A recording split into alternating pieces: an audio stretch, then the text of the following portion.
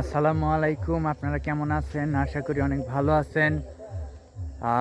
এটা হচ্ছে আমাদের গ্রাম। আমাদের গ্রাম একেবারে অসৌন্দর্য না, ভালোই সৌন্দর্য আছে। এটা হচ্ছে আমাদের কাল্লু। আমাদের কাল্লু অনেক ভালো, একদম শান্তশিষ্ট, ভদ্র। ঠিক আছে, ওরে আমরা যা কই তাই শুনে। আয় কাল্লু, আসো। অনেক সুন্দর, দেখছেন কত ভদ্র। কাল্লু এদিকে তাকা। হুম, দেখছেন এই যে তাকায় রয়েছে কত সুন্দরভাবে ভদ্রভাবে। সরিষা ক্ষেতের এখানেও দাঁড়িয়ে আছে, আমার দিকে আসতেছে। যাই হোক, এইটা হচ্ছে আমাদের গ্রাম। আর এই পাশে হচ্ছে এই যে ঘাস ক্ষেত, ঘাস এটা আমাদেরই ক্ষেত। এই ঘাস দিয়ে গরু ছাগল পালি। তারপরে দেখেন এই যে এই পাশে সরিষা ফুল, সরিষা ফুলও অনেক সুন্দর। মাশাল্লাহ, দেখতে ভালোই লাগতেছে। আমার চেহারাটাও অনেক ভালো, খারাপ না। তারপরে এই যে আমার পিছনে দেখেন সূর্য, সূর্যটা নিবু নিবু অবস্থা। কাল্লু দাঁড়া, একসাথে যাই।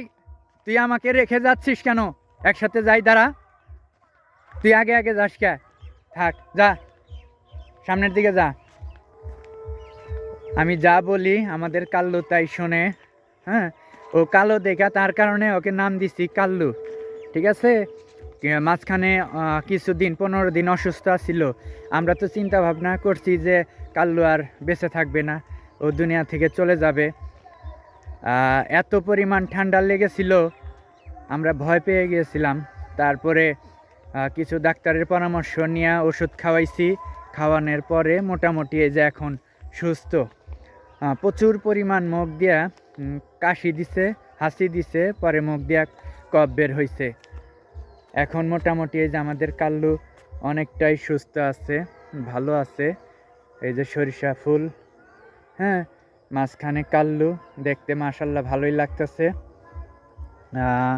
আমাদের গ্রাম অন্য অন্য গ্রামের থেকে খুব একটা সুন্দর না, দেখতে ভালো লাগে না। তারপরেও যতটুক আছে মাশাল্লাহ, খারাপ না। এইটাই হচ্ছে আমাদের গ্রাম, আমাদের গ্রাম। তারপরে চলেন ঘাস ক্ষেত দেখাই। যারা গরু ছাগল পালেন, হ্যাঁ, তারা কিন্তু ওই যে আপনার খড় দিয়ে মানে খ্যাট দিয়ে গরু পালাটা কিন্তু অনেক বিশাল কঠিন হয়ে যায়, খরচ বেশি হয়ে যায়। তাই আমি চাই যে ওই যে আমাদের যে ঘাস দেখাইলাম ওই রকম ঘাস আপনারা রোপণ করবেন। ওই রকম রোপণ করলে দেখা গেল যে অল্প খরচের মধ্যে আপনারা ঘাস গাললে গরু ছাগল পালন করতে পারবেন। সব থেকে বড় বিষয় হচ্ছে এই ঘাসে কিন্তু প্রচুর পরিমাণ ভিটামিন, প্রচুর পরিমাণ উপকার। এই যে এইটা হচ্ছে নেপিয়ার পাংচং ঘাস। এই ঘাসটা আপনার গরু ছাগলকে যদি খাওয়ান, প্রচুর পরিমাণ দুধ হয়, প্রচুর পরিমাণ ভিটামিন। এটা হচ্ছে নেপিয়ার পাংচং ঘাস। এইটা দেখেন অনেক বিশাল এরিয়া জুড়ে এই নেপিয়ার ঘাসটা রোপণ করা হয়েছে। যদি আপনাদের ফাঁকা কিছু জমি যদি পড়ে থাকে পরিত্যক্ত, সেই পরিত্যক্ত জমির মধ্যে কিন্তু আপনারা এই ঘাসটা রোপণ করতে পারেন। বেশি খরচ হয় না। একবার যদি আপনারা রোপণ করেন, পুরা আপনার 3 বছর পর্যন্ত এইটা আপনারা ঘাসটা গরুকে কেটে খাওয়াতে পারবেন। আর এই ঘাসটা এতটাই উপকার, আপনাদেরকে তো বললামই যে প্রচুর পরিমাণ উপকার।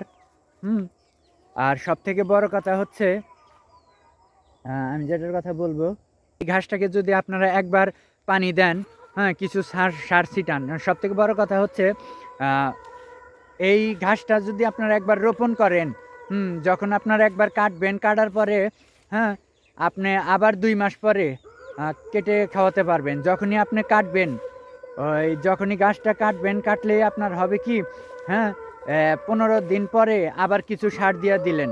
সার দেওয়ার পরে তারপরে আবার ওই গাছটা হয়ে যাবে, খুব সুন্দরভাবে হবে। আবার আপনি 2 থেকে 2.5 মাসের মধ্যে আপনি ওই গাছটা আবার খাওয়াতে পারবেন। ধন্যবাদ সবাইকে।